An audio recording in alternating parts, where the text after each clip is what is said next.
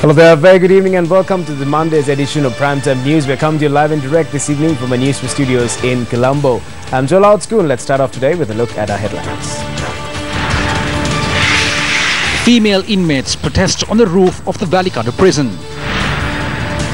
Clinical waste from India washes ashore in Puttlam. GMOA calls on the president to cancel the Singapore-Sri Lanka FTA. Tensions flare at Athanagala Development Coordination Committee meeting as former president orders the media to leave.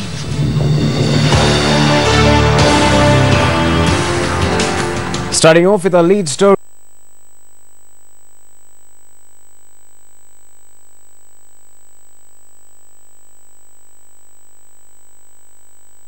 Ministry of Justice and Prison Reform says the responsibility of bringing the situation under control lies with the Commissioner General of Prisons. At about 8 a.m. this morning, a group of female inmates ascended to the roof of the building they are being held in and commenced their demonstration. Our reporter at the scene noted that about 15 women inmates were participating in the protest. Meanwhile, the Organization for the Protection of Prisoners' Rights commenced a demonstration in front of the Valikada prison this afternoon in solidarity with the protesting women inmates. I am the only woman who was married in the magazine prison. I say that these women are my mothers and sisters. They have been on the roof since this morning. What are they asking for? They are demanding access to basic sanitation facilities.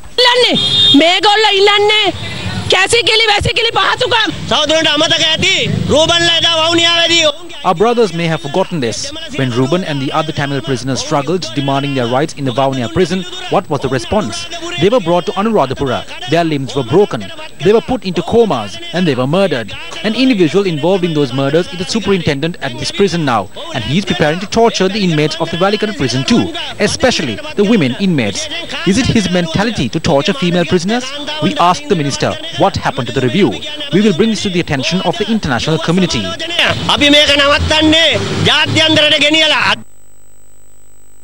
Tushara Upuldenia, the media spokesperson for the Department of Prisons, claimed that he could not speak on this issue without authorization from the ministry. The Secretary of the Ministry of Justice and Prison Reform said several prison officials had been transferred in order to combat abuses which occur in prisons. She claimed that the demonstrators were protesting these transfers. I am not informed on the situation yet. I am in Ratnapura today. I have issued instructions to the Commissioner at the Valikada prison. It may be the roof or it may be anywhere else. There must be order. We cannot change that. Today in this country we have created the freedom and right for any individual to demonstrate. Unlike in the past, we do not shoot people when they protest. We will respond to this problem with a great deal of thought and patience. Everyone is aware that illegal activity continues within the prisons. I will bring this under control somehow.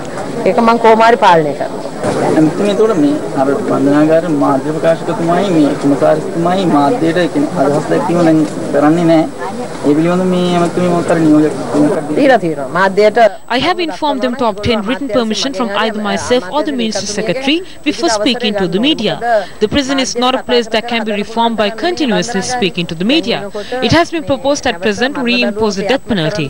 While implementing this, it is also our responsibility to work towards ensuring that such things do not recur. Good evening to you. I'm going to bring you a special report and draw your attention to two key issues that requires your attention. One issue is surrounding the sandy beaches of the Puttlam shore. Now, this is not going to be a report on the sandy beaches and the beauty of it, but to show you the devastation the environmental pollution has caused in terms of clinical waste being dumped in the Puttlam shore. The clinical waste is being dumped by Indians. Let's have a look at the report that has been filed by our provincial correspondents who are there in Puttlam and see what this story is about first. Clinical waste has collected along a 10-kilometer stretch of coastline from Udapur to Thoduwava in the Puttlam district. Amongst the waste was a large number of containers with discarded vaccines, pills and other clinical material.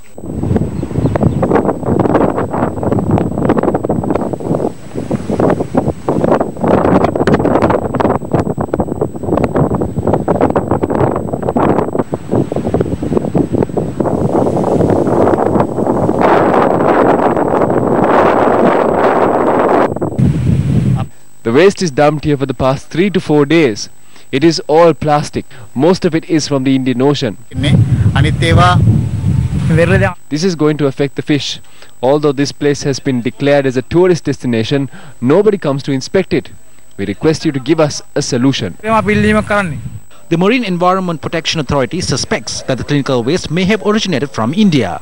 Deliberately some have dumped these garbage into the sea, and finally those ended up in our coast, or naturally they come when they dispose garbage in haphazard manner, so they ultimately end up in coastal waters, and ultimately they came to Sri Lanka through ocean currents.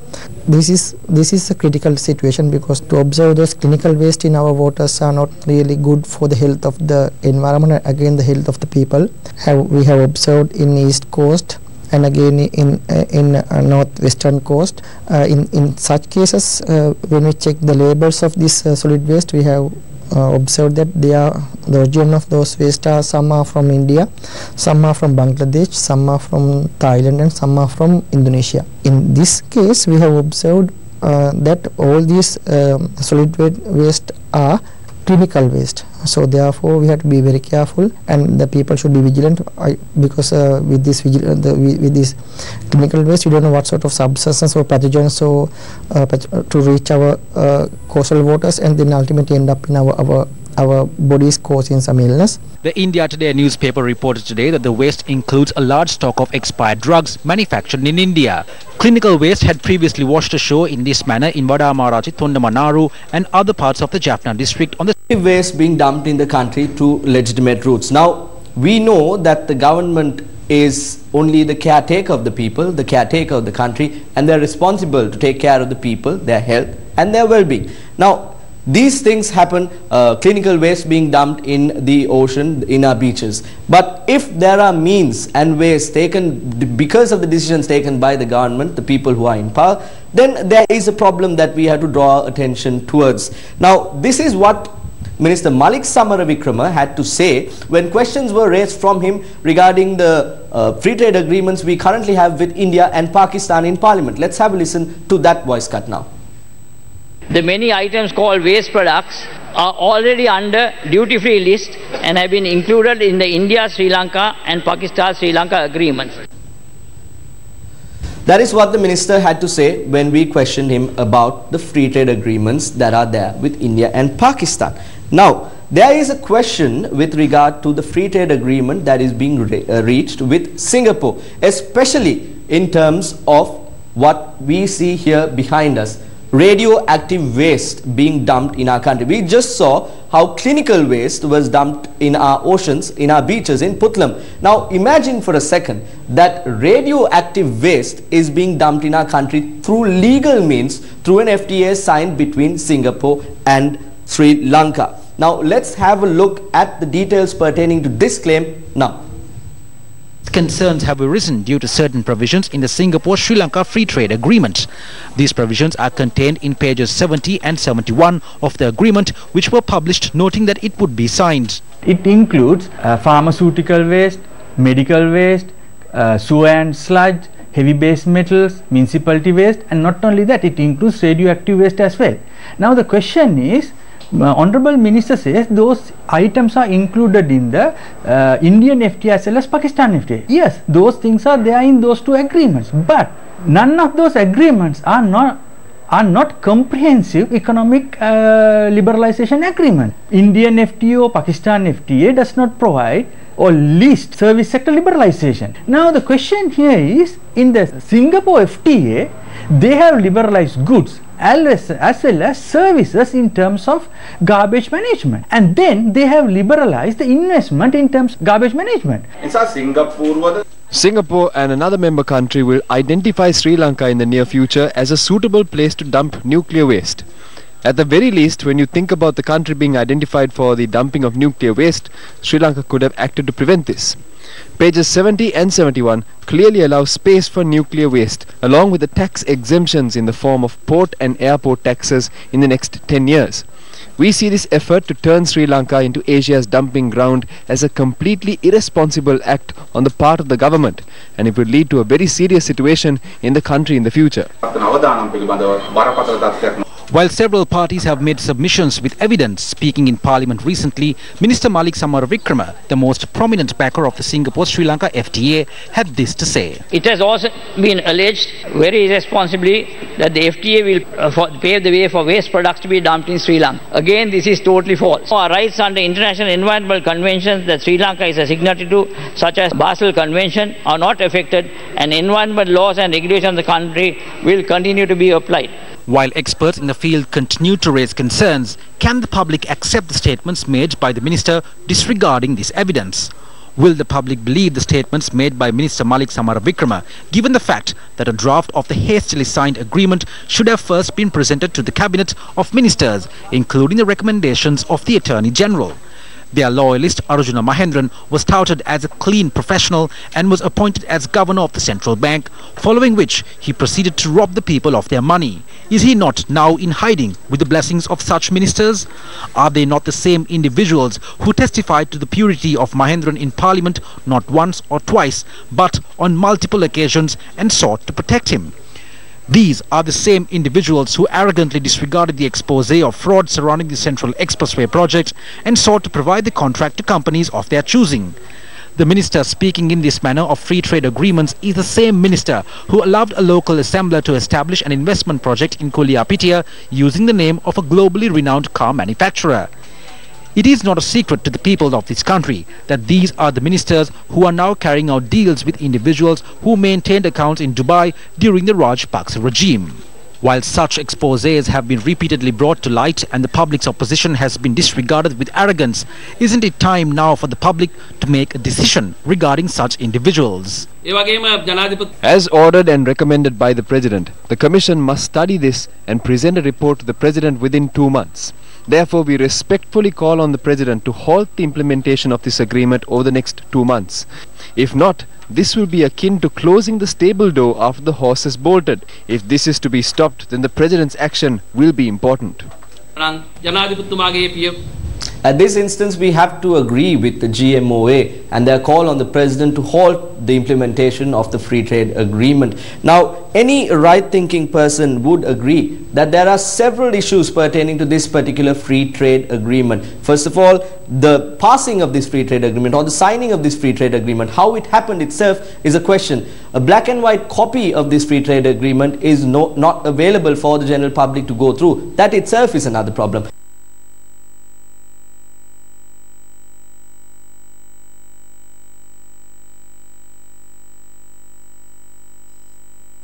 Comes to this particular free trade agreement. In terms of what the minister had to say in Parliament, it is either the minister is lying to the general public or the minister is ignoring the facts that are laid before him. So we have to, the people, the general public of our country has to understand what is happening when people want their personal agendas implemented. Every time another nation is trying to interfere with our incidents that are happening in our country, be it China, be it India, USA and India are worried about what's happening in our country. But when issues like this crop up, when we hear of FTAs where nuclear, radioactive waste is going to be dumped in our country, where is America, where is India, and where is China, and why are they not talking about these issues as well? These are also issues that we have to think and understand. Now, we know that if a pregnant mother goes into the hospital to obtain an X-ray, that is not done because of the impact it could have on the pregnant lady and the baby. Now, we remember incidents like Chernobyl, we remember incidents like Fukushima, how these plants, how these locations were radioactive, and how people up to date are not allowed to go to these locations, and how these places are closed down for the general public. Now, what if this FTA causes radioactive waste materials to be brought into our country?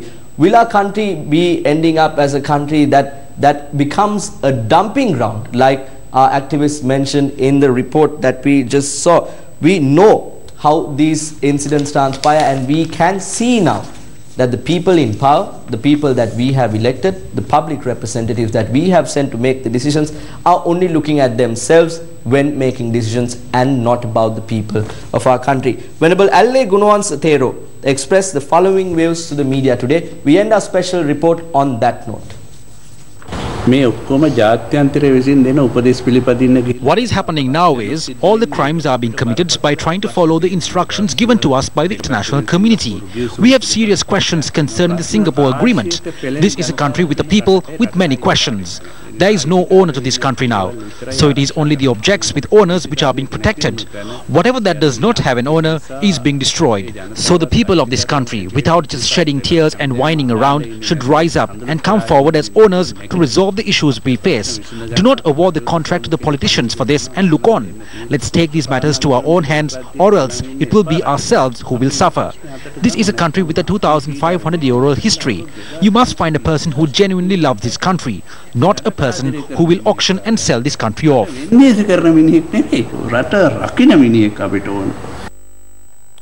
Welcome back. You're watching Primetime News. The U.S. Embassy in Colombo, issuing a media release, said the U.S. Department of State will provide approximately $39 million in foreign military financing for Sri Lanka, pending congressional approval. The US State Department notes that it looks forward to discussing with the government of Sri Lanka how this contribution can support the Bay of Bengal initiative and Sri Lanka's humanitarian assistance and disaster response priorities. The release notes that the funding represents a significant investment in the security relationships with Bangladesh, Indonesia, Mongolia, Nepal, the Pacific Islands, the Philippines, Sri Lanka, Vietnam and others. It adds that the investment focuses on 4 key areas that are critical to ensuring a free, open and rules-based order in the Indo-Pacific region. This includes maritime security, humanitarian assistance and disaster response, also peacekeeping capabilities and countering transnational crime. As part of the maritime security theme, the US has launched the Bay of Bengal initiative to help enhance the capacity of civilian and military maritime actors in this vital region, which is home to important sea lanes linking the Indian Ocean to East Asia. As mentioned on the headlines, the Athanagala Divisional Coordinating Committee meeting had to be halted midway into proceedings today. The meeting was halted as the joint chairperson of the committee, former President Chandrika Bandaranaike Kumaratunga, instructed journalists to leave the premises. The Athanagala Divisional Coordinating Committee meeting began this morning under the auspices of its joint chairpersons, former President Chandrika Bandaranaike Kumaratunga and Western Provincial Councillor Chandra Soma Sarnalal. Moments after the beginning of the meeting, former President Chandrika Bandaranaike Kumaratunga questioned if the media had been invited to the meeting.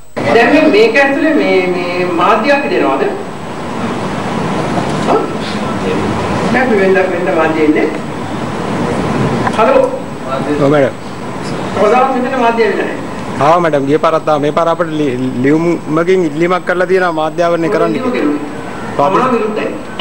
प्रादेशिक लेखक कार्यालय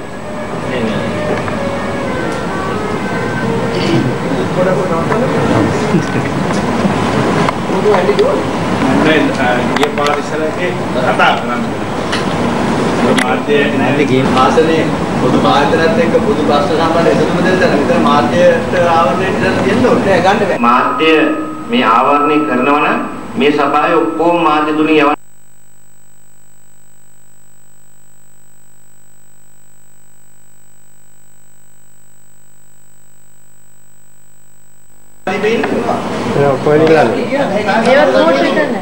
එවනම් අපි න්‍යාය පත්‍රයට යමු කරුණාකරලා මේගොල්ලෝ යන්න මෙතනින් ආයෙ ඒක දාන්න මම කරනවා MTV මගේ අසාධාරණකම් ගන්න ඉඩ දෙන්න එපා. ඔව්. මොකද්ද මේ මේකේ තියෙන සාධාරණ? ඔව් යවන්න එපා. ප්‍රාදේශීය දෙකක් කතා කරන්නේ නැහැ. ඔතුමාගේ තීන්දුව කියන්නේ. සභාව කමිටුවට කැඳවන්නේ මාර්ග කටයුතු කියන්නේ රජයේ ප්‍රවෘත්ති දෙපාර්තමේන්තුව හරහා. ඒක කරුණාකරලා දෙන්න එපා. එතරම්. සදාචාරය අපි දන්නවා. සදාචාරයක් අනුව හැසිරෙන්න ඉගෙන ගන්න. සම්සජාතික සංවිධානයක් කරන විදිහ. හරියාකාරව ආර්දනයටව ආව පොලිසිය දාලා ඉගෙන ගන්න. ඒකයි සදාචාරය. මේක ස්වාධීන නෑ. ඒ හින්දා කරුණා කරලා මම තිල්ලීමක් කරන මාධ්‍ය මිත්‍ර පිටලා ඉලා. ස්වාධීන නෑ කියන්නේ මොකද? නෑ අපි ස්වාධීන නෑ කියන්නේ සිරස්ස තියනවා. මාධ්‍ය කර දිනවනේ. බණ්ඩාරනායක මැතිණිය මේ රටේ ජනාධිපති ධූරයේ තරණ කාලෙත් අපි ප්‍රාදේශීය සම්බන්ධීකරණ කමිටුව අත්තරගල ප්‍රාදේශීය සභාවේ සම්බන්ධීකරණ කමිටුව වාර්තා කරලා දිගින් දිගටම ඒ ඔබතුමියගේ පාලන කාලෙදිවත් අපිට රජයේ ප්‍රවෘත්තිකාත්මකත්වයෙන් ආරාධනා කරලා නැහැ. ඒ වකට හිටපු ප්‍රාදේශීය ලේකම්තුමාලාගේ ආරාධනය අනුව තමයි ඔබතුමිය ජනාධිපති ඒ ආණ්ඩුවයි මේ ආණ්ඩුවයි වෙනස් නේ. නෑ ඔබතුමිය ජනාධිපතිතුමිය. මේක මගේ ආණ්ඩුවක් නෙවෙයි. මේ වෙන ආණ්ඩුවක්. Given the situation that transpired, the former president took measures to adjourn the coordination committee meeting until the 14th of September. Meanwhile, tensions flared in the coordination committee because of a child who served food to those in the council.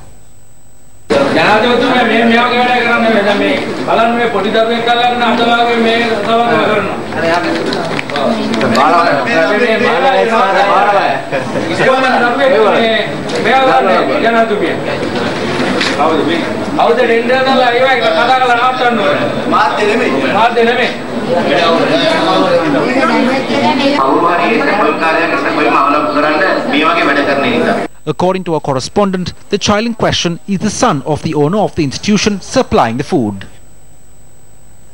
The questions were raised at the Presidential Commission on Sri Lankan Airlines, Sri Lankan Catering Limited and Mihin Lanka about a tender process which was adhered to by Sri Lankan Airlines during the years of 2013 and 2014, favouring one particular company. Newsfirst Jamal Ratnaka reports. On a follow-up on the Presidential Commission on Sri Lankan Airlines, Sri Lankan Catering and Mihin Lanka, a commercial procurement manager at Sri Lankan Airlines provided evidence today.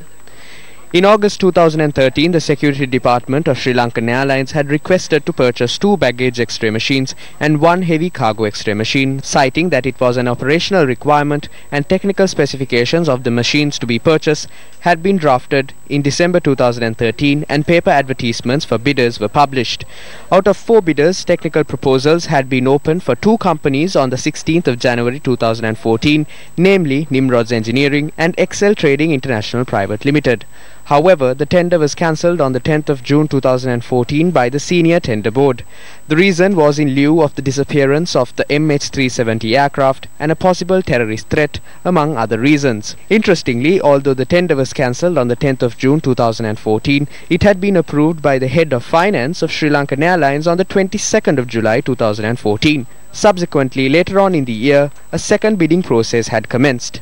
Upon further questioning, it was revealed that the technical specifications drafted in the second bidding process differs from the first and that many of the specifications cited meet the specifications of the machines provided by Excel Trading International Private Limited, which have in most occasions been downgraded to suit the said specifications. It was also agreed that while Excel had quoted the same equipment in both tenders, while Excel came third in the first technical evaluation, it had been chosen as the most suitable supplier in the second evaluation process. Thus, questions were raised as to why substandard equipment were bought during the second tender process while the first was cancelled, citing a possible terrorist threat. On to a lighter note, Prashant Divesa was named the Queen's Point of Light for Sri Lanka at an event held this evening. Volunteers across the Commonwealth that have made an outstanding contribution or change to their community are being recognized by Her Majesty Queen Elizabeth II as a point of light. Prashant Divesa is the president and founder of Global Unites, a diverse, multicultural, non-partisan global movement led by young professionals who are strongly committed to long-term transformation of conflict and sustainable peace. Mr. Divesa was the second Sri Lankan to be offered this prestigious award. I have been inspired over the last 11 years of this work to see young people passionate to see change and knowing that change can only come through a new generation standing up, not just fighting for justice for themselves, but for each other, being there for one another, not assuming that my community and my religion and my ethnicity is the only important thing, but realizing that the representation of all communities and their justice and their futures is as valid. And I've seen their hard work, and today it's a celebration of that. Her Majesty the Queen, as head of the Commonwealth, is thanking inspirational volunteers across the 53 Commonwealth nations for the difference that they are making to their communities and beyond.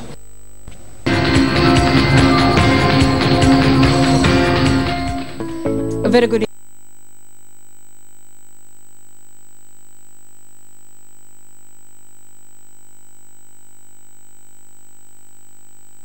Central Hills. Also in the sea areas of northwestern, western and southeastern parts of the country. Also strong winds can be experienced in the northwestern, western, southern, Samaraweera and central provinces as well. Now during the next few days, the southwestern part of the country will have a showery condition.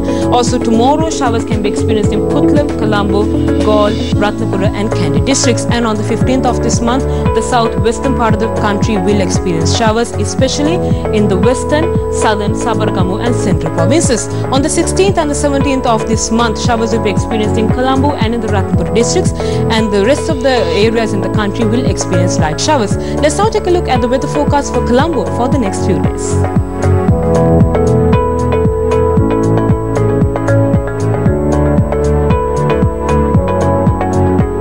That we wrap the Monday's edition of Primetime News. Well, if you missed out on any stories and for more trending and developing stories, simply log on to our award-winning website, that is www.newsfirst.lk. And Joel Outskun, take care, good night and God bless you.